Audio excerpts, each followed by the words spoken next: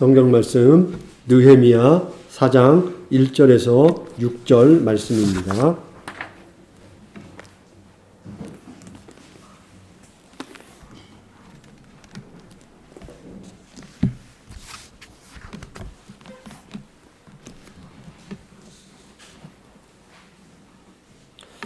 산발랏이 우리가 성을 건축한다 함을 듣고 크게 분노하여 유다 사람들을 비웃으며 자기 형제들과 사마리아 군대 앞에서 일러 말하되 이 미약한 유대 사람들이 하는 일이 무엇인가?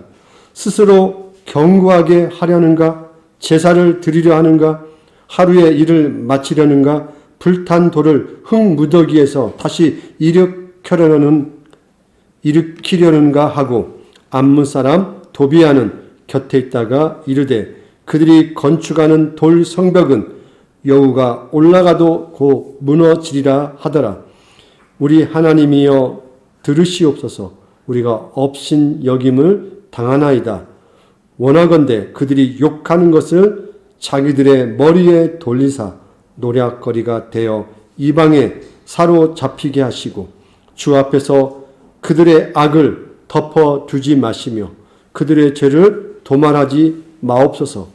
그들이 건축하는 자 앞에서 주를 노하시게 하였음이니이다 하고 이에 우리가 성을 건축하여 전부가 연결되고 높이가 절반에 이르렀으니 이는 백성이 마음을 들여 일을 하였음이니라. 아멘.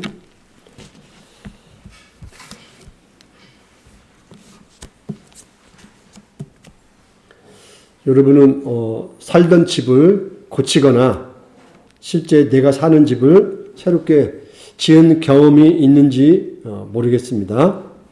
근데 새로운 집을 짓는 것보다 건물이 무너졌거나 또 폐허가 되었거나 잘못된 부분을 고쳐 새롭게 만드는 일이 신축보다 어렵습니다.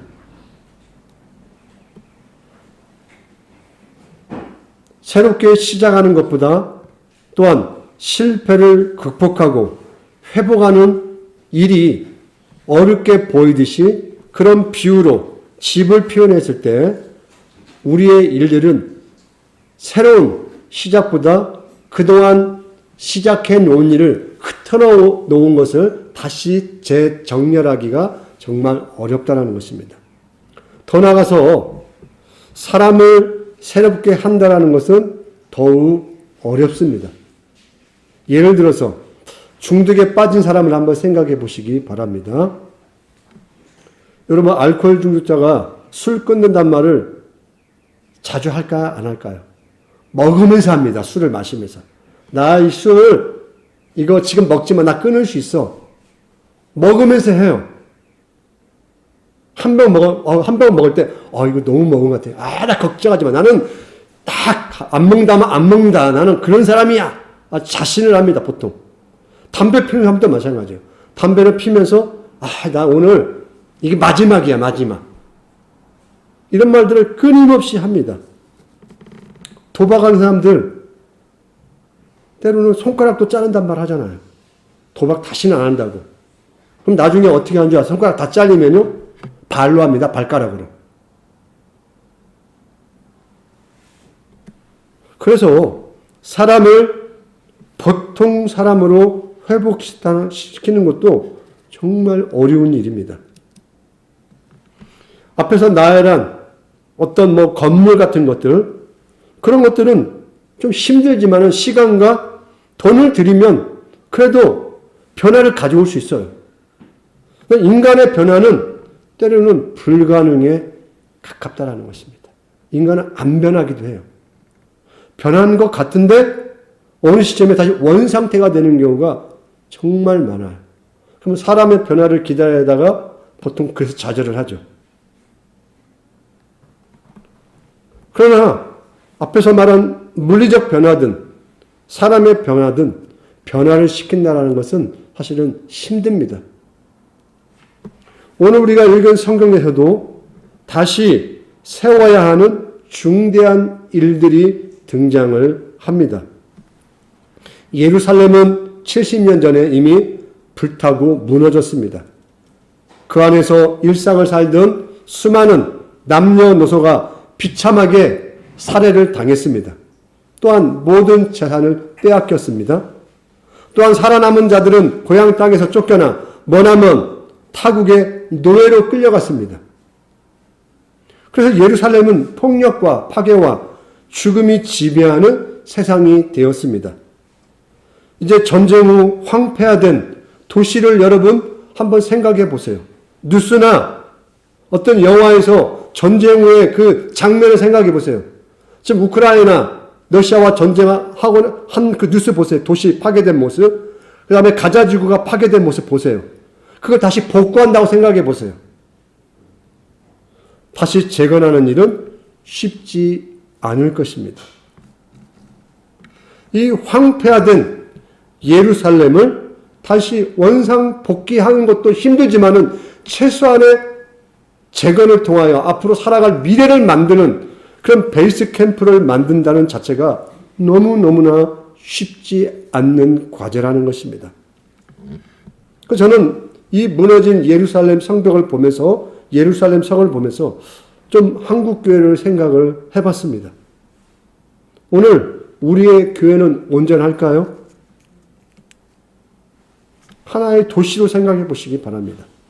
벽은 무너지고, 문짝은 떨어져 나가고, 유리창은 깨지고, 지붕은 구멍나고, 바닥은 주저앉고, 쥐떼들만 돌아다니는 것은 아닌지 생각이 듭니다. 한국교회는 한때 동방의 예루살렘이라는 이야기를 들었습니다. 그런 의미에서 교회가 부흥하고 외적으로 성장을 했습니다. 그런데 지금 무너진 예루살렘과 별반 차이가 없는 상황까지 왔습니다. 이런 현실을 보고 있느라면 참으로 슬프고 안타깝습니다. 느헤미야가 페르시아에서 예루살렘의 비극적인 상황을 듣습니다. 예루살렘의 형편을 물은 주, 그 지방 거기에서 큰 환난을 당하고 능욕을 받으며 예루살렘 성은 허물어지고 성문은 불탔다 하는지라 내가 이 말을 듣고 앉아서 울고 수일 동안 슬퍼하며 하늘의 하나님 앞에 금식하며 기도하여 이르되 하늘의 하나님 여호와 크신 두려우신 하나님이여 주를 사랑하고 주의 계명을 지키는 자에게 언약을 지키시며 공의를 베푸시는 주여 간구하나이다. 허물어지고 불타고 다 무너진 예루살렘 그 성의 상황을 들을 때 느헤미야는 고통스럽고 너무나 슬펐습니다. 이제 예루살렘 성전과 예루살렘 성벽을 재건하여 하나님의 언약 백성으로 다시 세워지기를 소망하고 노력하려고 합니다. 예루살렘이 다시 평화의 도시가 되기를 원합니다. 그런데 쉽지 않습니다. 외적으로 방해와 회방을 만나게 됩니다. 여러분이 다음 주 느헤미야 이 말씀을 묵상하게 되면 외적인 회방과 방해뿐만 아니라 내부적인 문제도 등장을 합니다. 이 새롭게 예루살렘을 세워나가는데 너무너무 쉽지 않는 내외적인 어려운 상황들을 계속 만나게 되는데 특별히 오늘은 외적인 방해와 회방을 만나게 되는데 1절에 산발랏이라는 인물이 등장합니다. 이 사람은 사마리아 지역의 총독입니다. 그래서 유대 예루살렘까지 영향력을 미쳤던 사람이에요. 그런데 느헤미야라는 새로운 지도자 총독이 옴으로 말미암아 예루살렘의 새로운 도시 성벽을 세우기 시작합니다. 이제 그들에게 신앙적인 종교적 근거지가 생기게 되고 성벽이 생겼다는 건 무엇이 생기나요? 정치적인 기능이 생긴다는 거예요. 도시가 형성이 되는 거죠.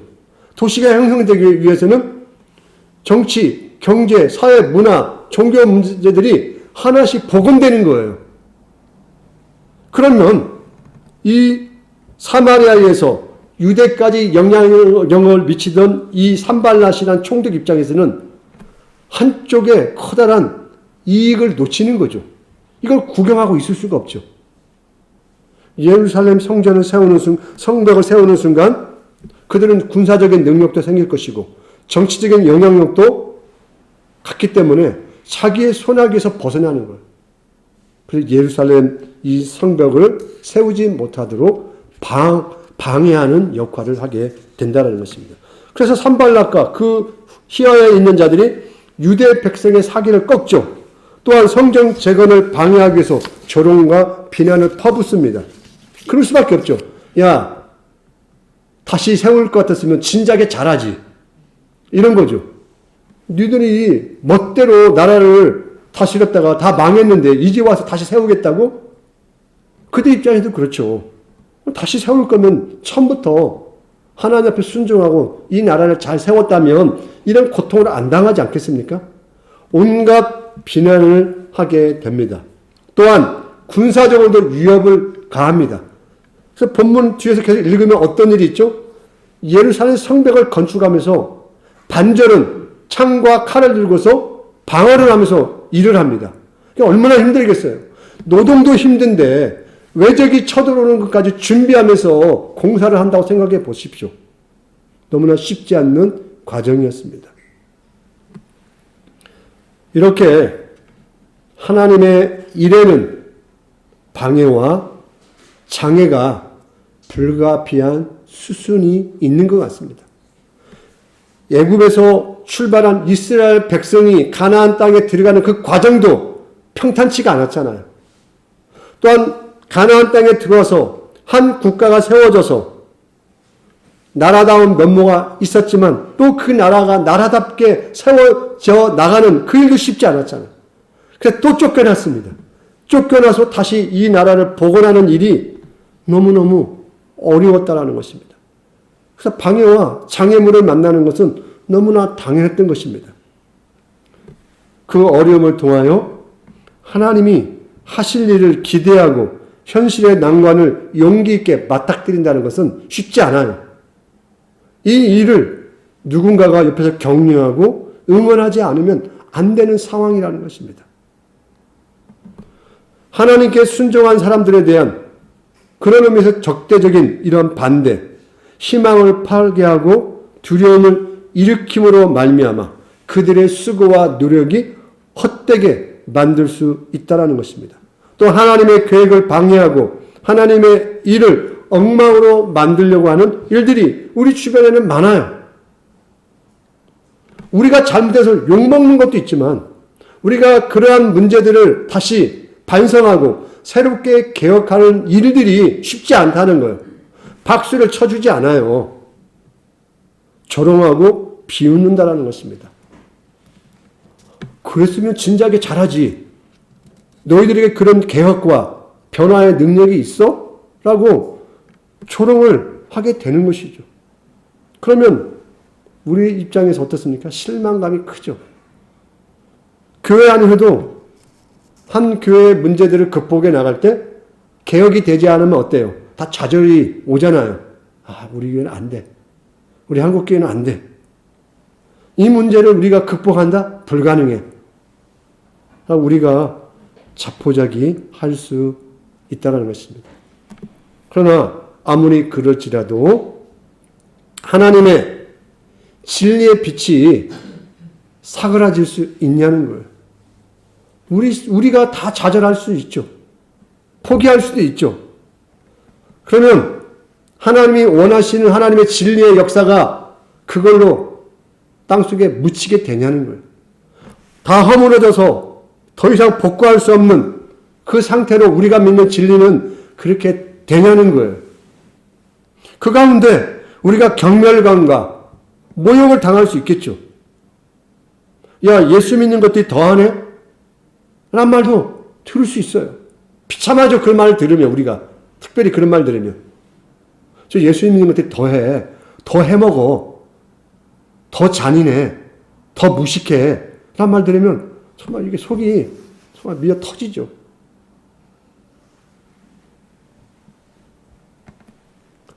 유다 백성에 대한 세상의 경멸감과 또한 오히려 세상이 우월하다고 말하고 다시 회복시키고 재건하려는 그들의 상황 속에 어려움이 찾아올지라도 오늘 성경은 우리에게 새로운 비전과 소망을 포기하지 않도록 우리를 이끄신다는 것입니다.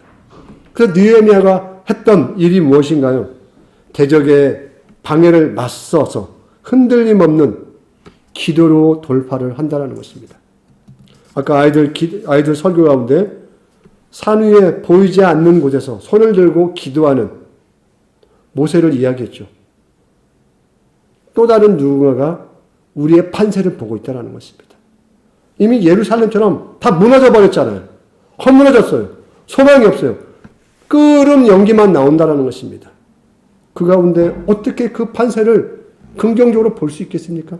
세상 사람들이 말하는 조롱과 비난에 우리도 그렇지라고 할 수밖에 없는 상황이라는 것입니다. 그러나 우리가 흔들림 없는 기도로 돌파하고 중단 없는 우리의 믿음의 결단과 수고와 개혁의 의지를 가지고 있다면 반드시 우리 안에 숨겨진 그 밑불 속에 불씨가 새로운 하나님의 역사의 가능성을 피어나게 한다는 것입니다. 우리는 또 이 위기를 통하여 하나님을 새롭게 경험하게 될 것입니다. 그리고 우리의 공동체가 새로운 믿음으로 굳건하게 세워질 것입니다. 저는 그 소망합니다. 하나님께서 함께 하신다는 확신은 우리가 어떠한 열악한 환경과 마치 무너진 성벽의 돌처럼 내가 어디에 버려진 것 같은 그런 존재로 있을지라도 반드시 그 버려진 모퉁이의 돌덩어리가 우리의 믿음과 기도를 통하여 다시 성벽의 한 모퉁이의 한 부분을 채우는 그런 돌멩이가 된다는 것입니다.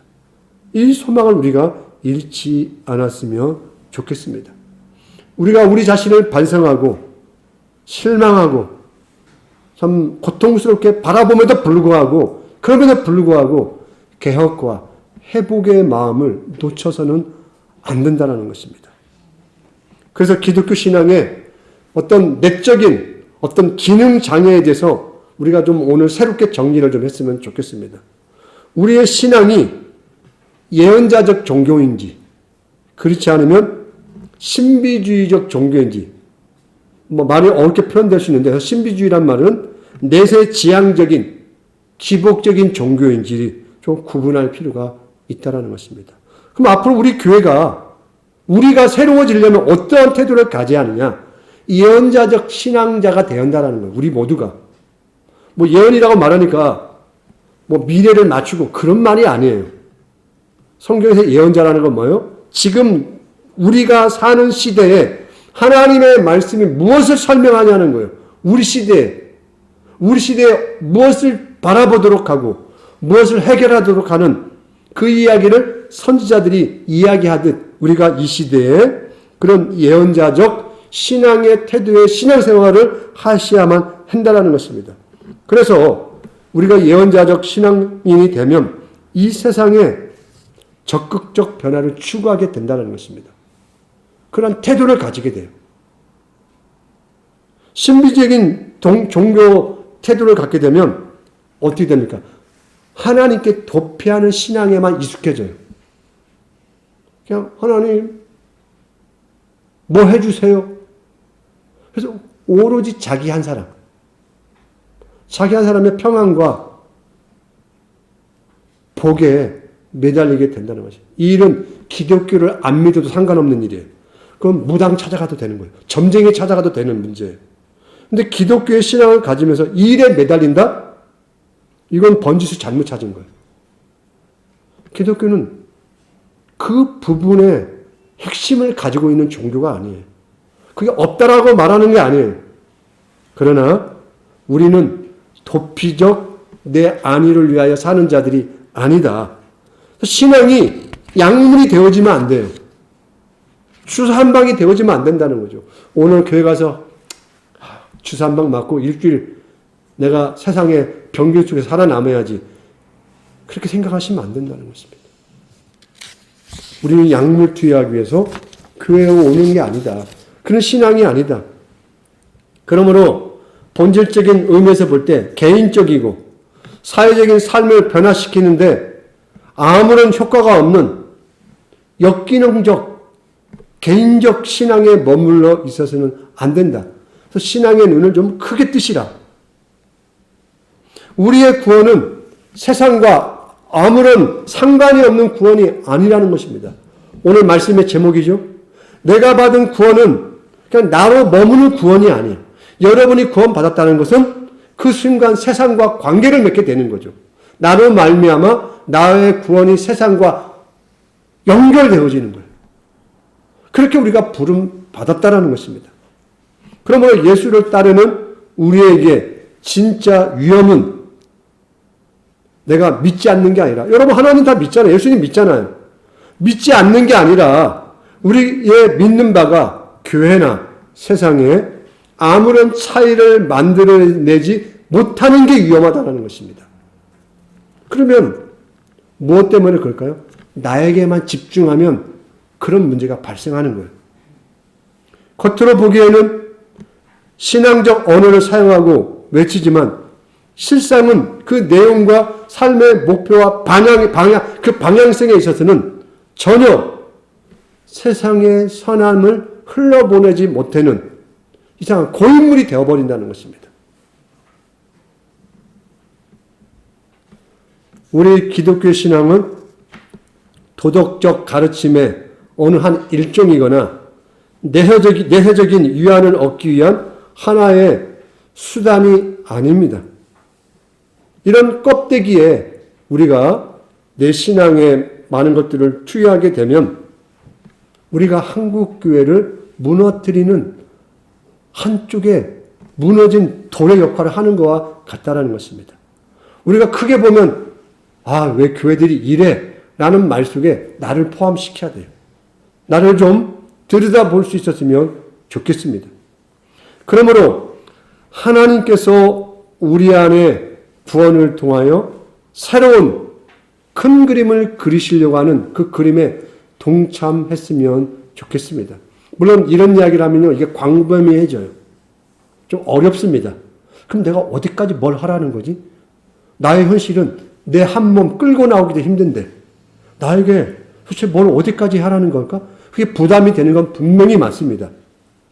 우리 개인에게는 한계가 있잖아요. 말 그대로 누가 그대로 내 목을 내가 이렇게 해서 교회 자리에 앉는 것도 나는 힘들어 죽겠는데 여기서 나 말고 옆 사람을 보라고요? 어려움이 있는 사람들 많습니다.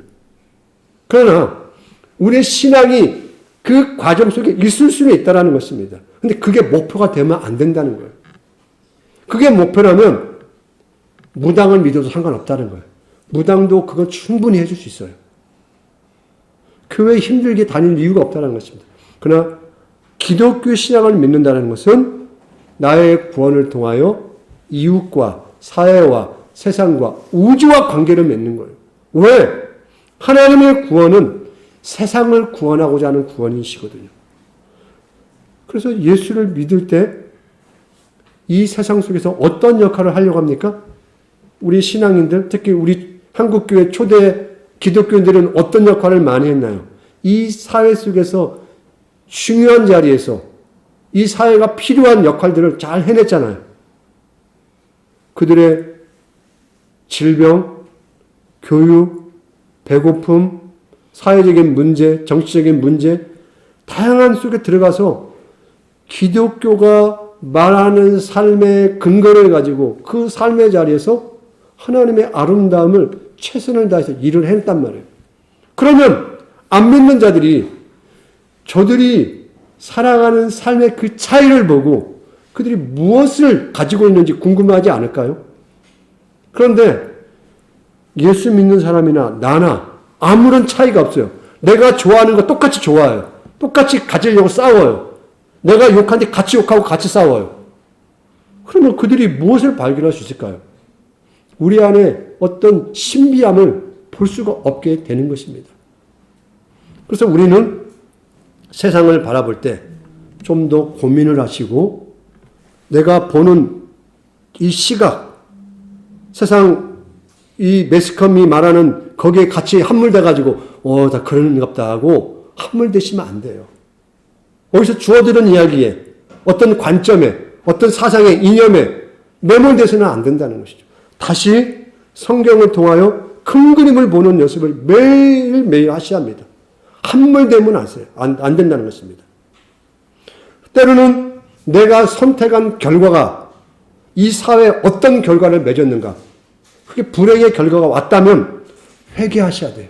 하나님, 이때는 내가 이런 대통령을 선택했는데 이 대통령 선택으로 말하면 이런 결과가 쏟아졌네, 한국 사회에. 그러면 전원만 잘못한 대통령이 아니라 내가 선택했잖아요. 그럼 내가 회개를 해야 하는 거예요. 내가 많은 사람들에게 고통을 주었네요. 한국 경제가 망하게 내가 역할을 했네요. 한국 사회가 부패하게 내가 역할을 했습니다. 내가 거기에 한 표를 던졌네요. 주님, 저를 용서해 주십시오. 이걸 하셔야 돼요, 우리는. 이런 부분까지. 그래서 내가 하나하나 선택에 성경으로 다시 질문하고 성경을 또 묻고, 이건 정치적인 일을 하자는 문제가 아니에요.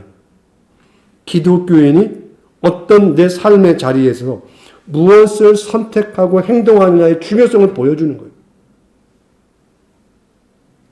오늘날 우리가 이 땅에 살아가면서 그동안 기독교인들은 힘을 가지고 경제적을 가지며 세상을 변화시킬 수 있다 생각을 했어요. 그래서 예전에 우리 때는 목사님들이 저 고등학교 때만 그랬어요. 우리 청와대에서 찬송가가 들리게 기도합시다. 청와대에서 기도 소리가 나게 기도합시다. 그런 대통령이 뽑히자고 기도합시다라고 막 기도했거든요. 그러면 한국이 새로운 나라가 될 줄 알고 그 순진한 마음에 같이 기도하고 얼마나 열심히 했는지 몰라요. 근데 기독교 대통령이 딱 되니까 어때요? 그런 나라가 왔나요? 그럼 그게 저는 허망한 거예요. 아니, 도대체 우리가 뭔 기도를 한 거야? 그리고 우리가 그 사람을 밀어줬잖아요, 대통령으로. 그런데 세상이 고통스러워요. 한국에서 맞이할 수 없는 가장 엄청난 고통의 시간이 찾아와요. 이게 도대체 무슨 일이 일어나냐는 거예요. 그러니까 제가 다시 한번 고민하지 않을 수가 없더라고요. 도대체 내 믿음이라는 건 뭔가? 내가 믿어왔던 기독교는 뭔가? 나에게 가르쳐주신 저 목사님들의 가르침은 무엇이었는가? 정말 고통스럽게 고민하지 않을 수가 없더라고요. 도대체 우리의 믿음이라는 게 이렇게 엉망진창인가? 이 세상 속에서?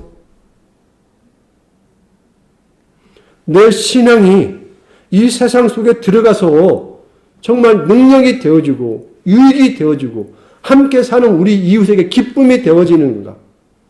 고민을 하셨으면 좋겠어요. 그리고 그러한 우리의 마음과 태도 가운데 최선의 선택을 하는 거예요, 우리는. 그리고 그 선택에 합당하도록 우리의 역할이 필요한 거예요. 그게 예언자적 신앙이에요. 멍하니 있는 게 아니라 그들이 올바로 국민에게 합당하게 이 국가의 뜻에 합당하게 일을 하는지 내가 그 역할을 하는, 그게 예언자인 거예요. 교회가 그 예언자적 능력을 잃어버리면 교회는 말 그대로 갇힌 구덩이에 썩어가는 물이 되어지는 것입니다. 교회가 새로운 샘물을 쏟아내어서 여러분이 그럴 힘을 갖도록 역할을 해줘야 돼요. 그러나 이 일은 쉽지 않아요. 왜 그렇습니까? 개혁은 대다수가 원하지 않아요. 왜? 개혁하면 다툼이 있거든요. 불편함이 찾아오거든요. 그래서 안전하게 내세지향적 기복주의 신앙으로 갈 수밖에 없는 거예요. 사실 그것도 이해가 되는 부분이에요. 왜? 다투거든요. 싸우거든요. 불편하거든요. 그럼 내가 손해를 봐야 돼요. 그런 위험을 누가 감수하려고 하겠습니까? 우리는 하나님의 뜻에 역행하는 세력에 대항하고 성경적 세계관에 합당한 세상으로 변화시키고자 노력을 해야만 합니다. 우리의 믿음이 새로운 세계를 형성하는 힘이 되도록 기도해야만 합니다. 우리가 이 세상에 성벽이 되어야 돼요. 여러분이 성벽이 되시기 바랍니다. 그러나 그 과정은 어렵고 힘듭니다. 한 도시를 보호하고 지키기 위해 성을 쌓아가는 과정은 정말 고난의 각오를 하지 않으면 안 됩니다. 우리가 이 세상에 성벽이 되고자 한다면 고난을 감수해야만 하는 것입니다.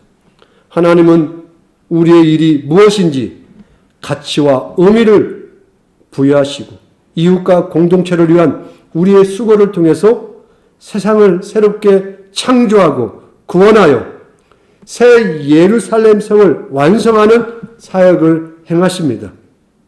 우리의 믿음과 수고가 새로운 길이 되어질 것이고 새로운 안전한 성으로 쌓아가는 역할을 하실 것입니다. 여러분 그 일에 힘들지만 여러분이 있는 자리에서 수고하고 노력을 해 주셨으면 감사하겠습니다. 기도하겠습니다.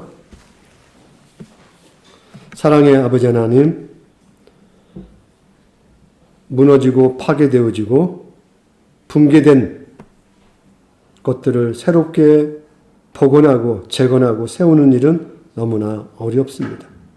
우리는 흘러간 대로 움직이는 그 관성에 익숙해져 있습니다. 내가 살아온 대로 가졌던 생각, 태도, 방향을 우리는 돌리고 싶어 하지 않습니다. 그러나 우리는 성경을 통하여 항상 새로운 도전과 과제가 우리에게 있고 마치 세상을 거슬러 올라가는 새로운 물결처럼 바람처럼 움직임처럼 우리는 사는 자들입니다. 그래야 썩지 않습니다. 개혁이 되어지고 변화가 되어집니다. 기독교 신앙을 갖는다는 건 이러한 변화의 개혁에 능동적인 사람이 되는 것이고 또한 이 세상과 함께 하나님 나라를 온전히 세우고자 하는 수고와 노력을 하는 예언자적 소명자임을 우리가 잃지 않고 조금 힘들고 어렵지만 새로운 생각과 마음과 행동들을 우리가 조금씩 해나갈 수 있도록 우리를 지켜주시고 이끌어 주옵소서. 예수 그리스도의 이름으로 기도합니다. 아멘.